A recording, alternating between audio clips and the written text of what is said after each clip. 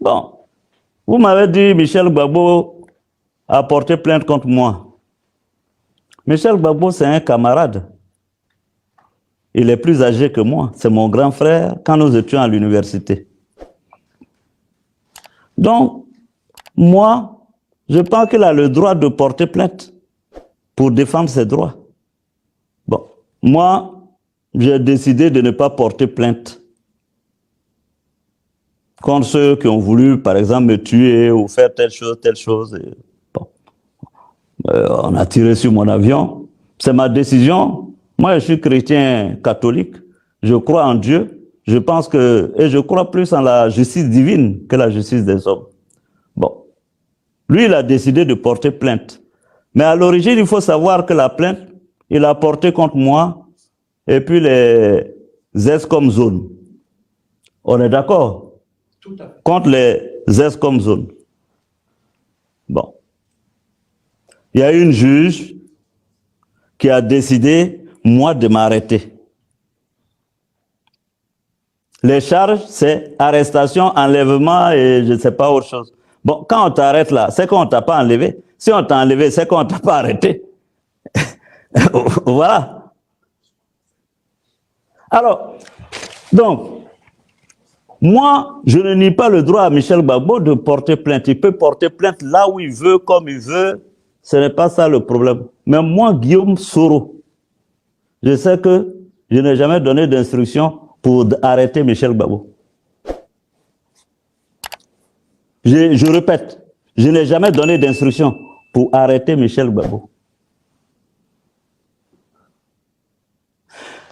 Et maintenant que Laurent Gbagbo est en Côte d'Ivoire, maintenant que le PPACI est en Côte d'Ivoire, allez demander à Dobo Blé qui l'a protégé.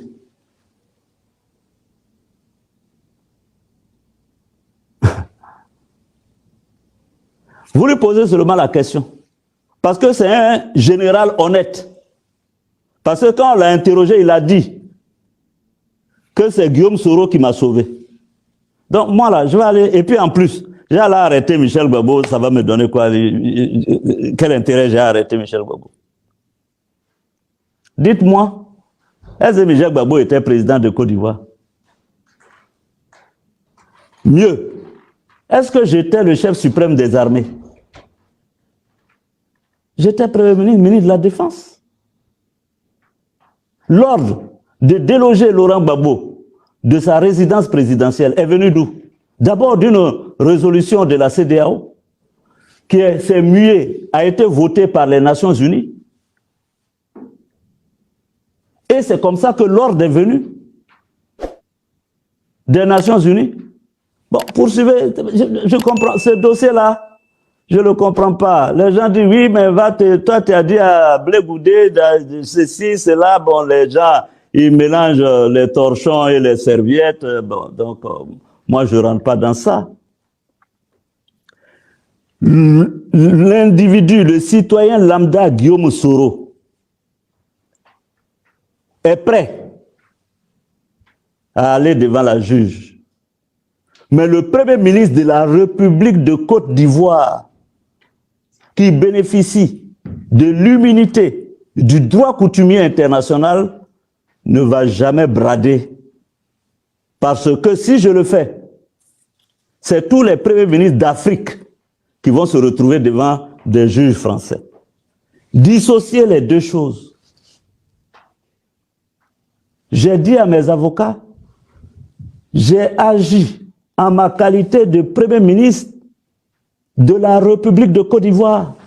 Je défends la République.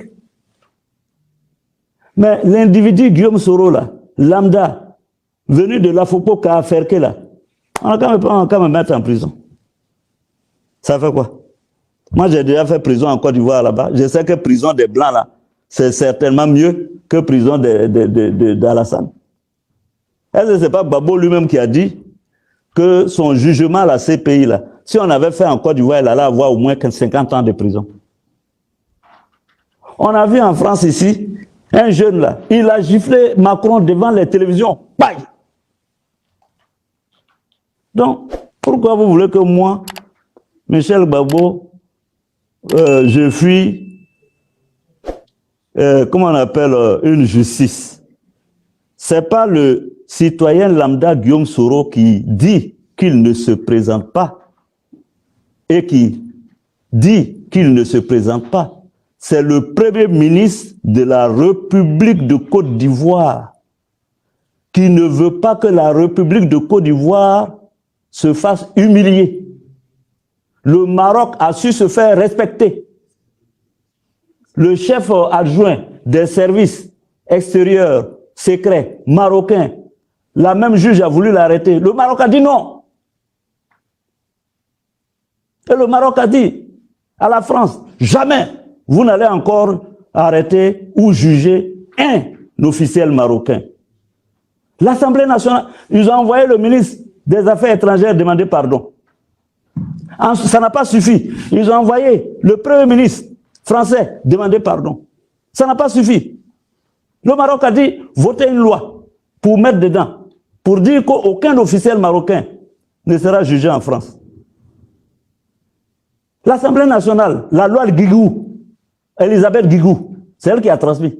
Ils ont voté. Aucun officiel marocain ne peut être jugé en France pour les actes qu'il a commis lors et pendant, au cours de sa fonction. C'est nous, les Africains, là, on ne veut pas se faire respecter. Sinon, si on voulait se faire respecter, là, ce que j'ai fait, là, vous devriez me soutenir. Ce n'est pas pour moi que je le fais. Demain, le PPACI peut devenir président, le PDCI peut devenir président, tous les partis peuvent devenir présidents, vous allez nommer des premiers ministres. Et si ces premiers ministres-là sont vulnérables en France, et qu'on peut les arrêter? Parce qu'aujourd'hui, vous avez de la haine contre ma personne. Vous voulez qu'on m'humilie, qu'on m'arrête. Mais cherchez ailleurs encore. Moi, je protège la fonction de Premier ministre. Je pense que mon pays est un grand pays, doit être respecté au niveau donc de la communauté internationale, et c'est pourquoi je veux qu'on respecte le Premier ministre de mon pays. Parce que dans le concert des nations, chaque pays indépendant a droit à l'immunité de juridiction en ce qui concerne le président de la République, le chef du gouvernement, Premier ministre, et le ministre des Affaires étrangères. Si vous voulez brader ça, vous croyez que c'est à moi que ça va arriver? Ça va arriver à bien d'autres premiers ministres prochainement. Même le Sénégal a refusé, quand il y a eu l'affaire du Diola, que le ministre de la Défense et que le Premier ministre d'alors ne comparaissent. Mais je vois des Ivoiriens mus par la haine. Ah oui, il faut qu'on arrête Guillaume Soro. Ah, regarde, vous croyez que moi j'ai peur d'être arrêté? Quelqu'un qui est sorti vivant d'avion, on a tiré dessus, qui n'a pas fui pour aller se cacher. Ces arrestations-là où on va me mettre... Arrêtez-moi ça, ok?